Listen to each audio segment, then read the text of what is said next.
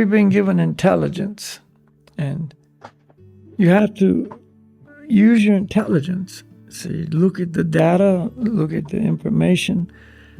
Okay, you analyze it, it comes from authoritative sources, and you accept the concept, but you're not really experiencing it, but you're accepting it.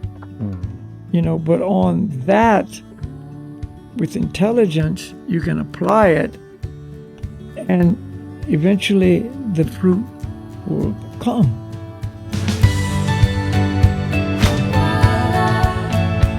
Hi and welcome to the Breaking Trail podcast with me, Ruben, and my friend and teacher, Balakhilya.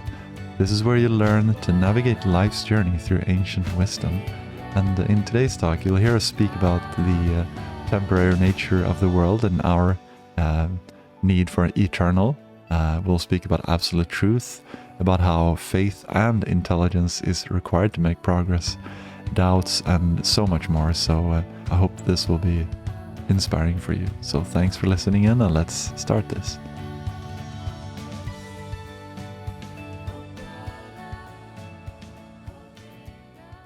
I just have this desire to because now I finally got the car that I want, and now I want it to last forever.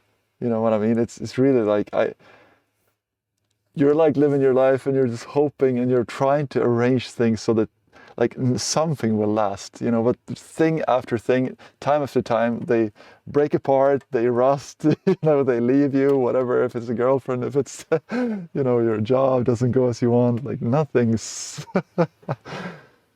oof. Yeah, it's called the ever-changing world. Yeah. Nothing stays the same. No. And that's just the reality. No one will ever be able to change that. That's the design. So that's part of the illusion, to hang on to what you've got and make it last forever. And you can't do that. Yeah, well, it seems like that's what you have. That's what you know. that's. But the thing is it's our nature to have a permanent, stable situation. That's our nature. That's why everybody's trying to achieve it. Because the nature of the soul in the spiritual world is there's no beginning, there's no end, there's no birth, there's no death. There's, all the temporary things of this world don't exist there. Everything is eternal.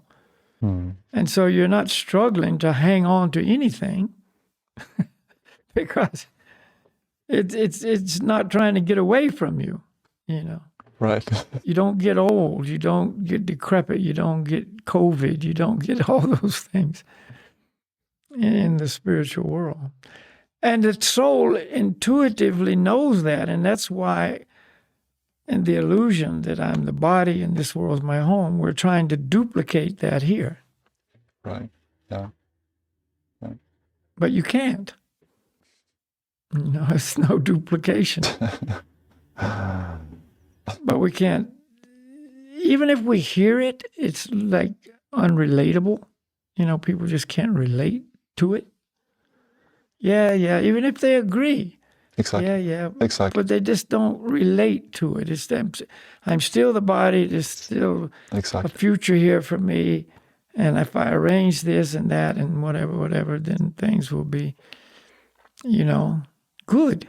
Like your car. Oh, it's perfect. I got the perfect car. I want it to last forever. Yeah, because I guess there's someone telling you about the wonders of ice cream, but you haven't. If you imagine, you live in some really warm country in the, equator or something, you've never had ice cream in your life, and someone's trying to describe ice cream to you, how wonderful it is. It's kind of hard to relate to. Theoretically, you can understand, that is possible to have something like that, but, to actually...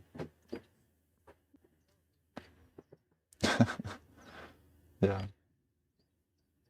I mean, we were speaking the other week, and I was speaking to someone as well about that aspect of faith, but because if you are on that outside of the honey jar and you can't even taste it, there has to be some element of faith to even try to attempt to get into the honey jar and taste the honey at first, I guess. Yeah. We've been given intelligence, and you have to use your intelligence. See, look at the data, look at the information. Okay, you analyze it, it comes from authoritative sources, and you accept the concept, but you're not really experiencing it, but you're accepting it. But on that, with intelligence, you can apply it, and eventually the fruit will come. Everybody that takes a medication has to have faith that the doctor knows what he's doing. Because you take a pill, in most cases, in 1 second, you're not a different person. A course of antibiotics, if that's what you're prescribed. You got to take a course, every day for X number of days. Certainly in the beginning, you don't know if it's working or not, but you got faith, like you say, and intelligence that, well, it's been, working for a long time for other people, so I have to have some faith. But it's interesting how we'll have so much faith in, the material science or authorities or whatever, and zero faith in spiritual science and spiritual authorities. Well, I guess I was, someone said that maybe that's because it's like it comes down to the question of, is there a truth, and we maybe not able to accept the fact that, there may be someone else who knows, because all I know is that I don't know everything. But I guess we have to accept the fact that there might possibly be someone who does, and being able to accept that requires a certain amount of insight or what do you say, humility, I guess it requires, to be able to accept that there might be a truth that I don't know, despite the fact that I don't know it, there might be out there. Yeah, we have to recognize it. Our ability to know is very limited. Very limited. And so that's another part of the evolution, the one step at a time concept. Just a little more, closer, willing to accept a little more readily, a little more easily, and these truths will begin to play out as we go along, which increases the faith. But anyway, if there's no absolute truth, then there's no meaning to the word truth. It's just always changing, the truth. If you're just accepting material truths as truth, then it's always changing. Because it's relative truth. It's all relative. It's true on a certain set of conditions. For it to be true, it depends on a certain set of circumstances. Just like, water freezes at 0 degrees, right? Yeah. Under certain conditions, yeah. But if you have a little salt in the water or something, then that's not true. It freezes at a lower temperature. Or water boils at 100 degrees, right? Yes, of course. Everybody knows water boils at 100 degrees. Unless you're up in the mountains, trying to... Yeah, at sea level it does, but if you go to, 4,000 meters, it boils at a lower temperature. So it's all relative to the altitude or to the purity of the water or to whatever. In other words, it's true if these conditions are met. So the world is always changing, so therefore, if that's the only truth we have, that's always changing. And that's some people's argument. Well, what you're saying maybe was true 1,000 years ago, but it's not true now. Mm-hmm. It's a different time, different place, different society, different everything. Yeah. And that's kind of like their argument. But beyond all of this temporary relative truth, there's the eternal absolute truth, which is always true.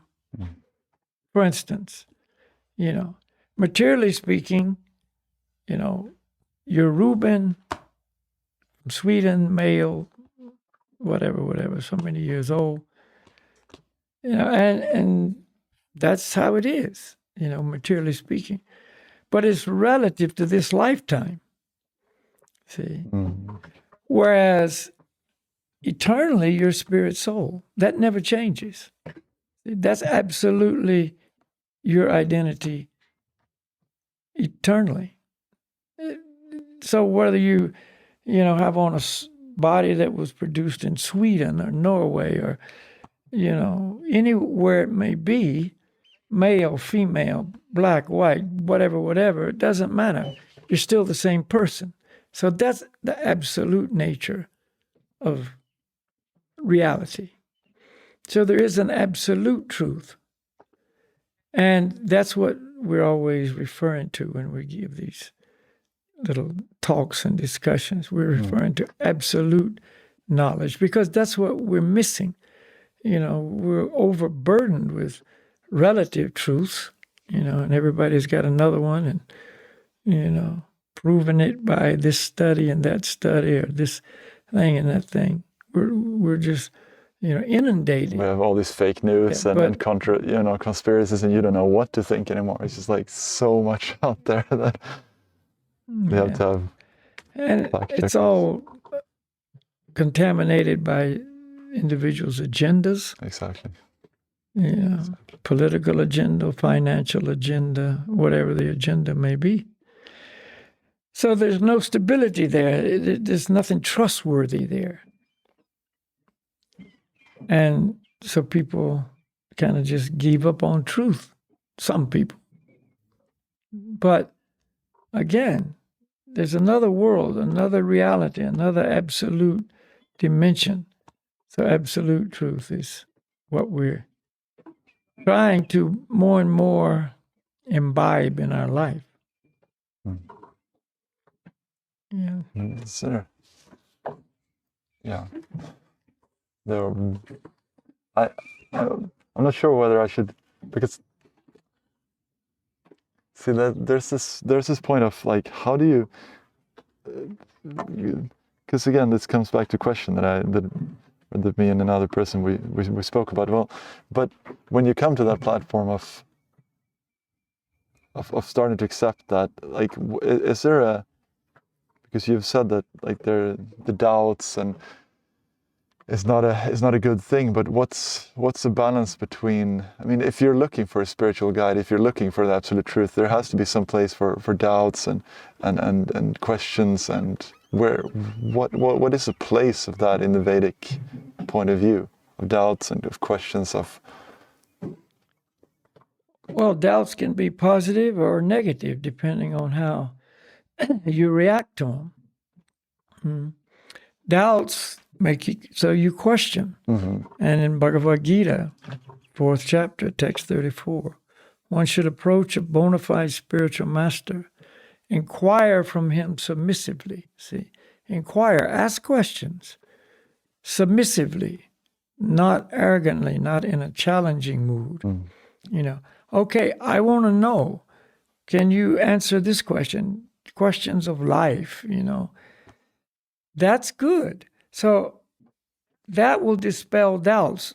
You have read Bhagavad Gita, and probably many in our audience have, but probably a lot have not. But anyway, Arjuna's main problem was he was filled with doubts. See, he didn't know what to do. He didn't know if he should fight the battle of Kurukshetra or not. Was it going to be against religious principles? there was all kind of Vedic teaching that, he quoted that would have, prohibited it from being fought, and on and on. He was so filled with doubts that it describes that he was just unable to even stand. He just kind of sat down on the chariot. His bow was by his side. It kind of just fell out of his hand. And he's basically just devastated, by doubt. Yeah. Now, you may or may not know anything about Arjuna, but Arjuna was the greatest bowman or archer in the universe at that time. In the universe, not just on the Earth planet. And he was no stranger to these. He was a Kshatriya, he was a warrior. That's what he was. See, but these doubts completely overpowered him. But what did he do? He went to Krishna and asked him, please dispel my doubts. He asked questions. Krishna answered. He asked another question. Krishna answered. And gradually, through presenting all this knowledge, and Arjuna accepting it, the doubts were removed. Doubt is simply not knowing. Yeah. It's ignorance. It's just not knowing. Yeah. Well, I don't know. Where does this road go? Well, I don't know. Do you think it goes there? Well, I doubt it. But if you've been down that road, you know where it goes. So next time you come to that junction, you don't have to just sit there and wonder, well, should I go this way or that way or another way? Oh, this goes here, so you just go. Well, but I guess that's like, again, it feels like that requires a lot of humility to be able to do that, like just crash and ask for, like, because Arjuna still had faith somehow, didn't he? Because he didn't have doubts, and then, like you said, it depends what you do with it. He didn't have doubts and then ran away into some other direction. He was like sure that he somehow knew the answer, and the answer would be found somewhere else. He just he didn't do that. He just crashed instead of, and prayed and asked for, asked his questions. He didn't.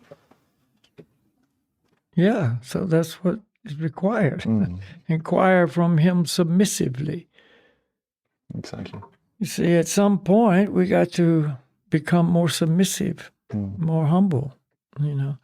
As long as we ride the horse of arrogance, we're not going to do well at all, spiritually speaking. I guess that's exactly the point that I wanted to come to. You just summarized it in a much better way than I did. Yeah, that's part of the requirement. There's requirements with everything. In life, whatever you do, there's requirements. You got to, you want to get a new job. They want, what are your qualifications? See? Give me your resume. Let me see if you're qualified for this job. Whatever you want to do, there's requirements or qualifications necessary. So what makes it any different when it comes to spiritual life? There's requirements. See, there's qualifications necessary. And, you could almost say the one requirement above all other requirements is humility, submissiveness. The old example of the full cup. I think we even talked about that on the podcast one time. But, the aspiring spiritual, person comes to the guru and says, "Oh, Guru Dev, please enlighten me." And the guru says, "Sure, but first let's have a cup of tea." And so sets out the tea cups and takes the pot of tea and starts filling the aspirant's cup, and it fills up, and then it starts running over. And he says, wait a minute. What are you doing? Don't you see my cup is full?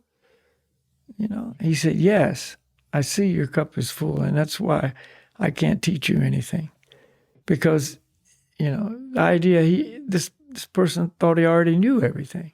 You got to approach with an empty cup. When the cup is full, and that's arrogance. I mean, I know, don't tell me. I've read these books, I've talked to these people, I've had these experiences, I've done this, I've done that. Then you will not be able to receive the message. Well, and that's again, like, so let's go back to the world around us. Like, if you go to a class in physics and the teacher tries to tell you something, you don't like stand up in class and say, no, you know what I believe? It's actually not like that. Like, I've seen this and this, and I've read this and this. You sit there and you listen. In my opinion, Exactly. gravity doesn't work. Yeah. In my opinion, yeah. So that's one of the big ones, the submissive spirit. And the way the world is structured now, it's the direct opponent to developing submissive spirit. It's all about build yourself up, look good to the world. I'm the most important. It always goes back. You can tell a man's consciousness by his actions. So what is the most popular thing now? Selfies. People are taking selfies left, right, and center. They even develop advanced cell phones that make it so you can take selfies easier. Because that's what people want. Take a picture and post it. Picture, post, picture, post, picture, post. And who's it all about? Me. Well, that's arrogance. I mean, I'm the most important. And so this is the opposite of the qualities necessary for receiving spiritual truth. So it's like society is fostering an attitude that is completely opposite to what we need to develop spiritually.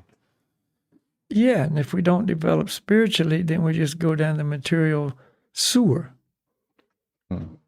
And that's again obvious. Things are getting, darker and more, perverted and strange, and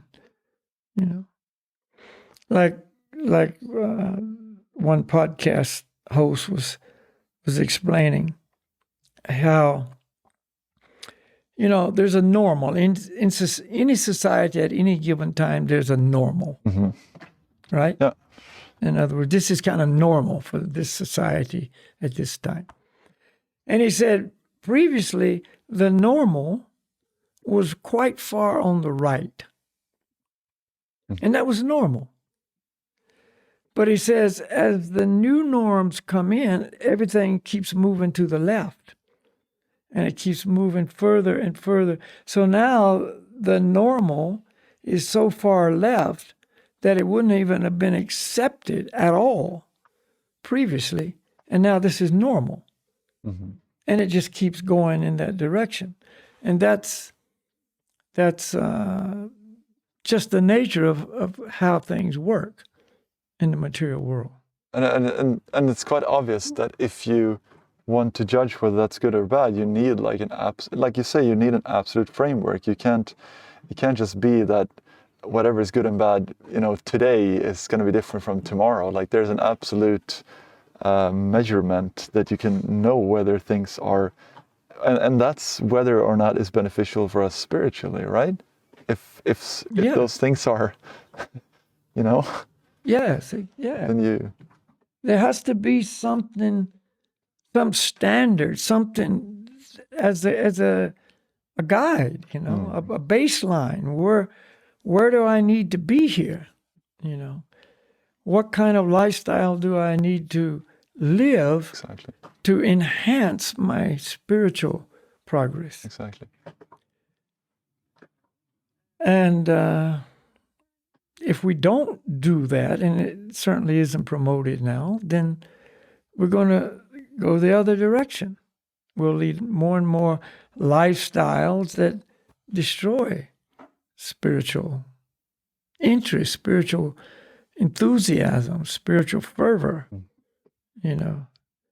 Righteousness is replaced by, impiety. And it's just, it's what we've done to ourselves, you see. As soon as you take away the authority, the supreme authority, the absolute all good, all loving, all caring authority, and embark on your own journey, nothing's good is going to come from that. Nothing.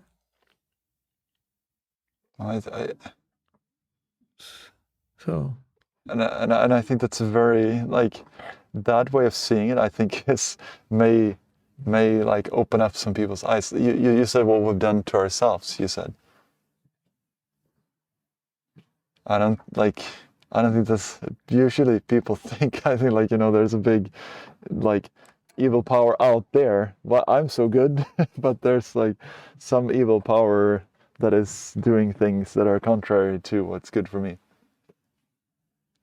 Well, yeah, but that is the modes of material nature. That's controlled us. We've talked about this before. These modes of nature will control us if we're not under the direct control of the Supreme Lord.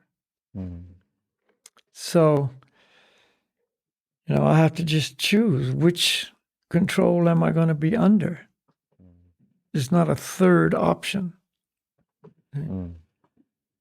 So the more you have this information, understand how the whole creation takes place, it's working, what the influences are, what the true nature of the soul is, what the contaminated nature of the soul is, and so on, then the more you can make, educated decisions in life based on knowledge and intelligence.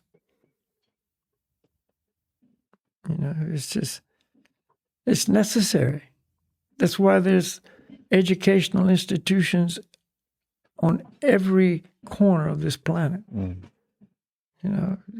Every place has some educational institution to teach the people how they can live a better life, but the better life is all material. Exactly. So we've neglected spiritual education, spiritual knowledge. And it comes at a very high price. Very high price. Oh, you mean in terms of in terms of anxiety and depression and everything, yeah. Inside ourselves, outside ourselves, relationships with other people, relationships with other, citizens of the planet and lower forms of life, and, climate, and on it goes. I mean, there's a big price to pay here for going off on our own and doing it our way. And, they're just, the mind is amazing. The mind can go so far.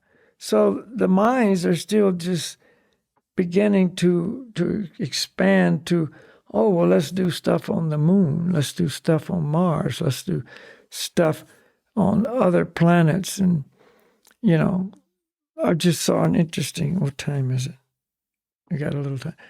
Yeah, I just saw an interesting article from Elon Musk, the Tesla guy. And he was talking about artificial intelligence being much, much more dangerous than nuclear weapons. He said, where everybody's concerned about, the nuclear weapons and Cold War standoffs or whatever, but actually artificial intelligence is much, much more dangerous than that.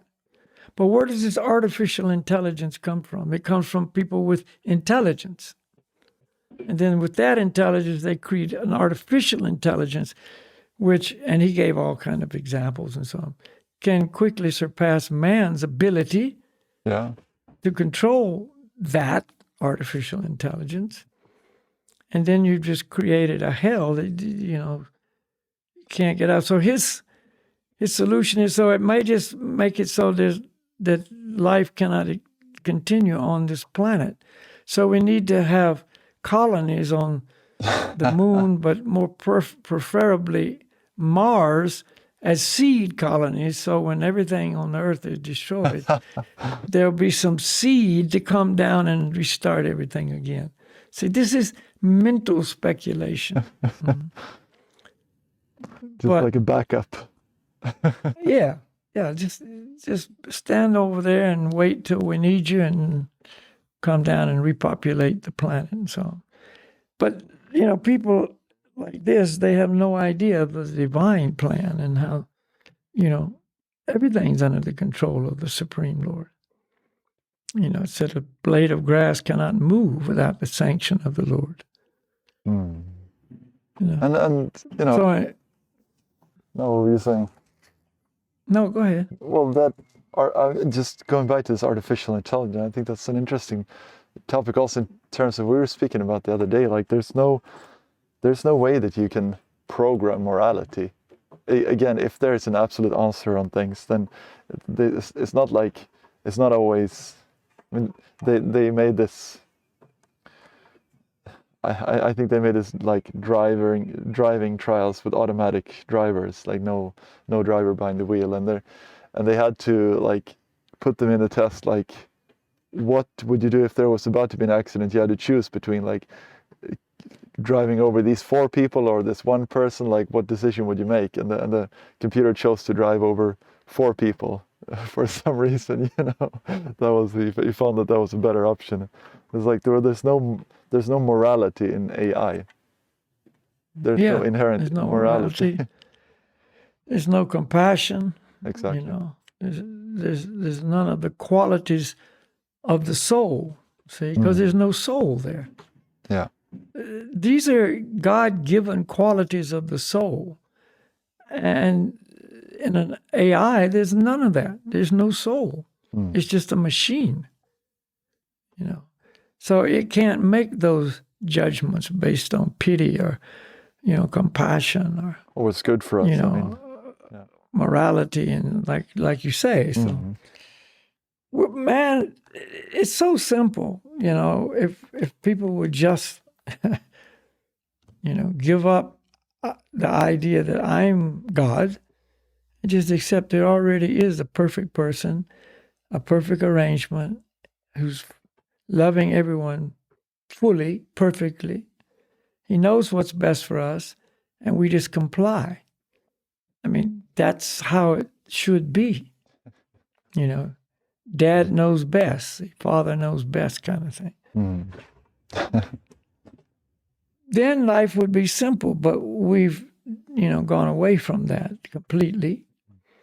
And so now we're on our own, So now we're controlled by the laws of material nature, goodness, passion, and ignorance, and the accompanying, and mainly passion and ignorance, very, very little goodness involved.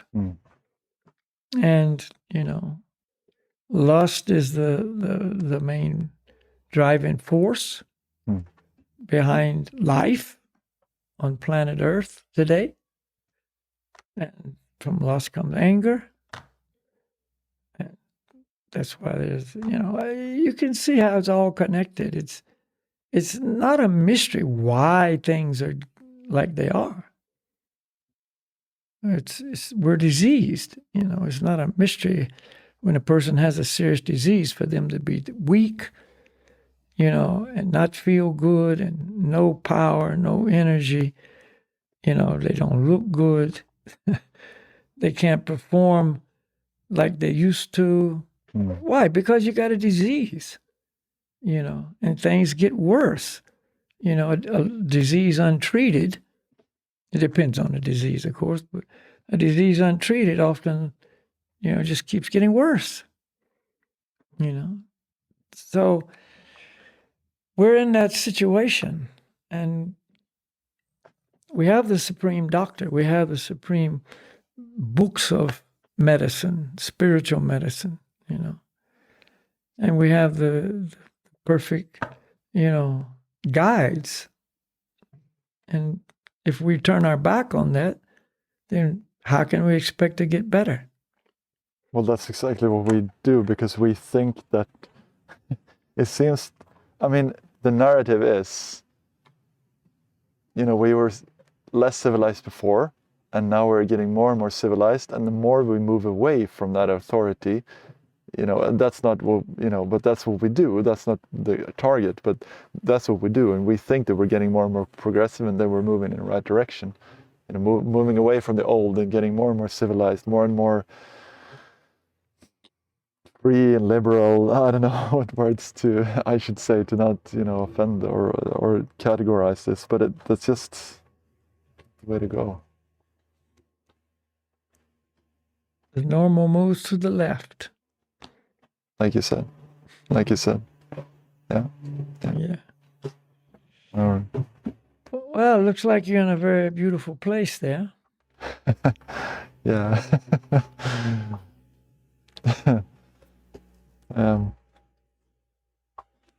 Mode of goodness situation. Birds chirping, and I don't know if I said it in the start, we're on the way to Tromsø, going by the ocean road in Norway. And for those who may not know the ocean road in Norway, it's like a snake.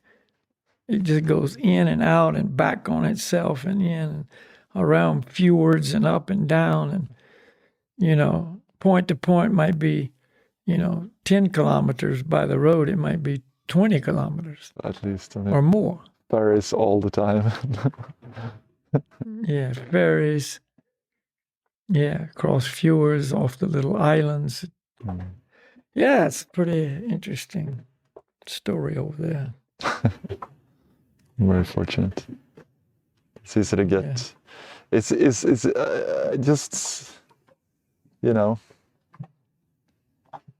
I was thinking about this video that you made, and I just thought that maybe that could be, because again, we're coming back to this, and it's about the experience. But like, why don't we change when we know this? You had this video about the bridge of change, and you mentioned like 3 people, like one person is like, he's looking at the bridge of change, and it's like, it's too hard to even make the change, and I'm just gonna not do it. And one is like, oh, maybe I can try, comes halfway, and like, I give up. And the third one is, no, he's actually gonna do it, and he fulfills it. Like, what makes it so that we can be such a person? How do we change? What's the key? Well, I was just reading an article about a guy in Utah he did 50 triathlons in 50 days in 50 states. One state, next state, next state. See, but when he completed that, it wasn't enough challenge. So now he's doing 100 triathlons in 100 days. He's doubled it. Oh. But anyway, the point I'm getting to is when he was a guy who went to the gym, and it was always a gym rat. See, and he got his girlfriend, now his wife, and she was a runner, so she got him to go out for a run for 4 kilometers. He couldn't do it. It was like too much for him, and she couldn't believe how much he had worked out, and he couldn't even run 4 kilometers. But that inspired him to keep going, and he ran more and more and more, and just built on that and built on it, built it up more and more.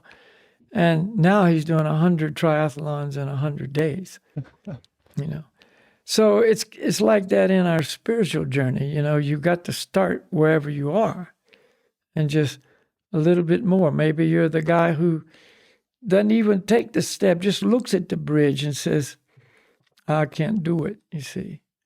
But maybe later you say, well, maybe I'll give it a little try, and you go a little ways and a little further and further, step by step. And pretty soon you've got that determination. Yeah, I went this far before, but I can finish this. I can go the whole distance. So people that try to jump in too soon, or let's say, if you keep over your head, then oftentimes they'll be very disappointed. Like a guy who tried to run him. This guy, if he tried to do what he's doing now at that beginning stage, he would have just hated everything and not done anything. He wasn't able. But now he is. So take it slow, take it easy, but take it. Do something. Doing nothing produces no results. Guaranteed. Yeah. Doing nothing is doing nothing. Yeah. But yeah, so maybe we better chant a little bit. Yeah. I don't know what time it is. Yeah. I'm up for a chant. Can have a little Sankirtan. Remember the singing document, we just read it. You get all these good things from that. Singing changes your brain. But if you sing the mantras, singing changes your heart. Two things here. See, this article is all about the physical effect, the endorphins and, whatever, the oxytocin and so on. But, see, when we talk about singing mantra, this is changing the heart. That's what is neglected. I want to change my house. I want to change my apartment. I want to change my car. I want to change, my clothes or my relationships or my job or my whatever. I want to move to Norway and live by the sea. And then I will be happy. But the people who are living there by the sea, many of them are thinking, I'm going to move away from this place and move somewhere else. Then I'll be happy. Yeah, exactly. Yeah. That's the grass is always greener. So it's never on the other side of the fence. That's so true. Never satisfying. It's never good enough. Have you ever seen cows do that? Stick their head through the fence to eat grass on the other side. And it's no different than the grass that's right under their feet. No. Yeah. I mean, every time I see a cow doing that, I just think, yeah, that's an example of us. Oh. If I can just stretch out a little further and just get that piece of grass out there, it'll be sweeter. Yeah, it's going to cut my neck a little bit on the barbed wire. And, exactly. It's uncomfortable, but it's worth it, Mm-hmm. Yeah, this knowledge gives you a different perspective on everything. Okay, so we're going to chant the mantra Gauranga Haribol. And as everybody's been watching knows, I chant and while you listen, and then I have friends here with me who will respond, and you can chant with them. Yeah. So the mantra is Gauranga Haribol.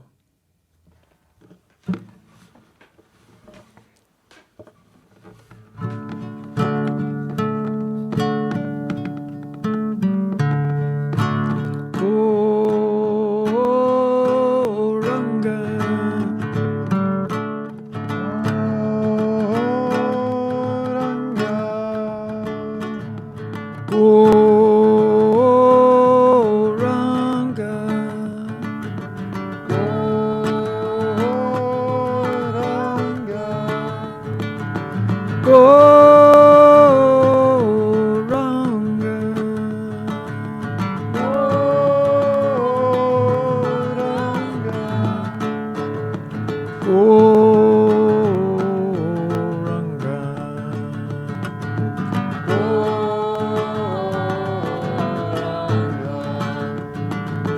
Goranga.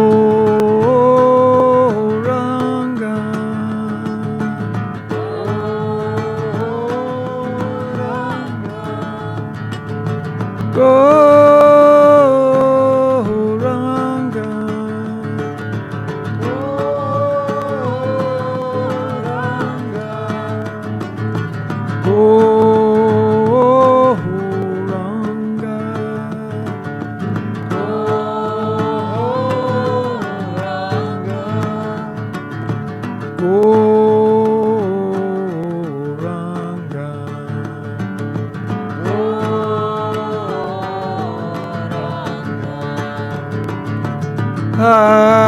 Hare Bo.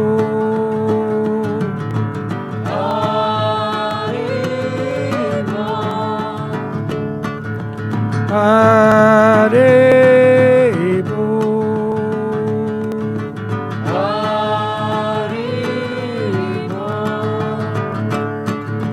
Hare Bo. Hare Bo.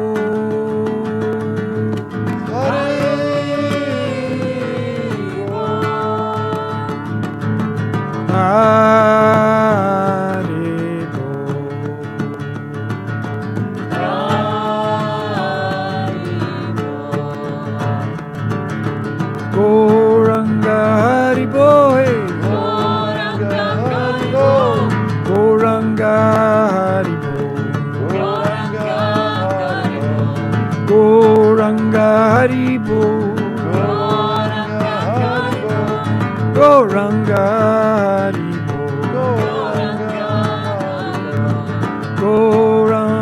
Hari Bo. Goranga Hari Bo. Goranga Hari Bo. Goranga Hari Bo. Goranga Hari Bo. Goranga.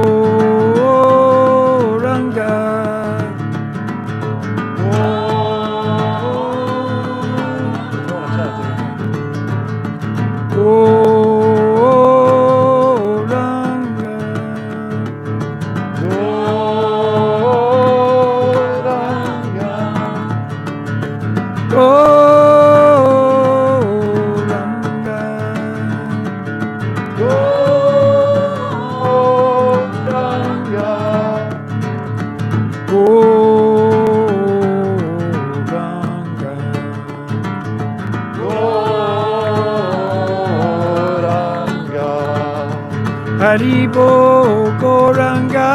Haribo Goranga. Haribo Goranga. Haribo Goranga. Haribo Goranga. Haribo Goranga. Haribo Goranga. Haribo Goranga. Haribo. Haribo.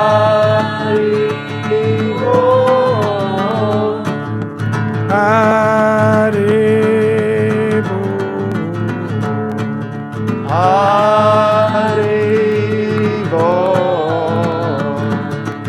Haribo.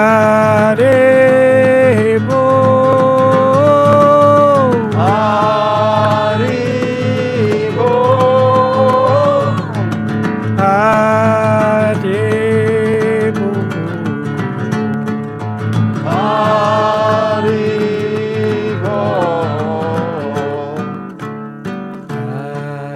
Haribo.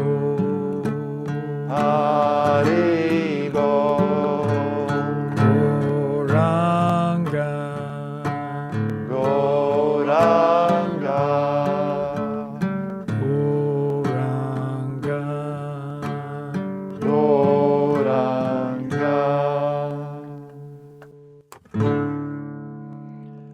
Haribo.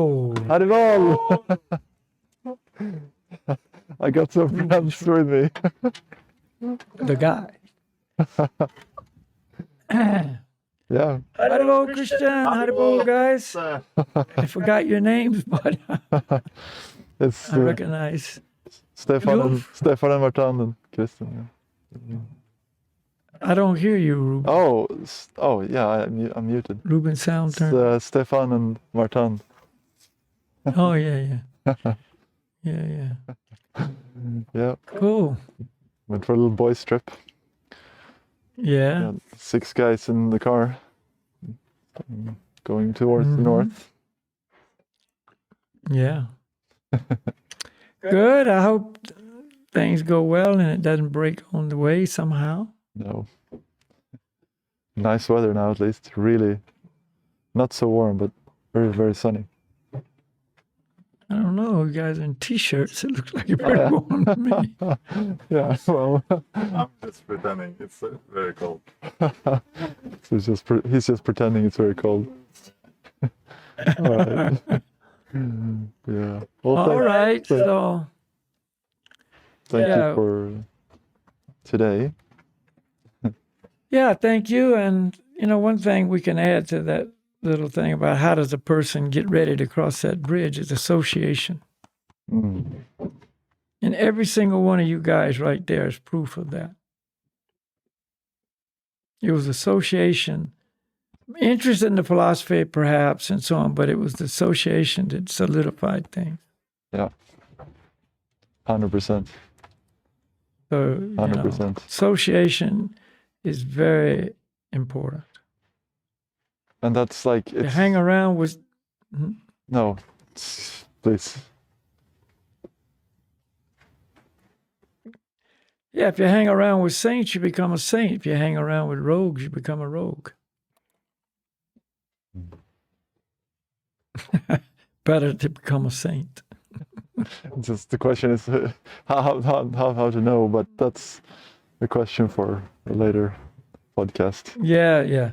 Okay, so you guys have a wonderful journey. When do you be in Tromsø, you think? Probably like 3-4 days from now.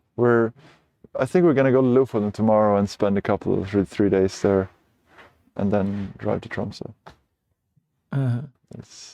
Yeah. Again, take some pictures. Misha took some pictures in Lofoten. You saw those pictures. I can imagine. He probably took drone photos, didn't he? Yeah, he took drones and different things. Yeah. I'll try to do the same. Okay, anyway, we could ramble on forever. So, namaste, Hare Krishna. We got another program. Yep. Great. Thank you, Balakhilya. We'll see you next week. Krishna Haribol. Krishna Haribol. Thanks for staying in there to the very end. Make sure to click the subscribe button, and this way when we release a new episode or things are happening in that way, then you'll get notified, I guess that's what you're saying. So happy to have you here today. We also have the possibility of you can give mini donations via Patreon if you'd like to keep us help us run this podcast, or you can get email updates on upcoming episodes as well. So all of that is available on breakingtrail.life. Happy to have you here again, and remember, stay true to yourself and dare to break trail.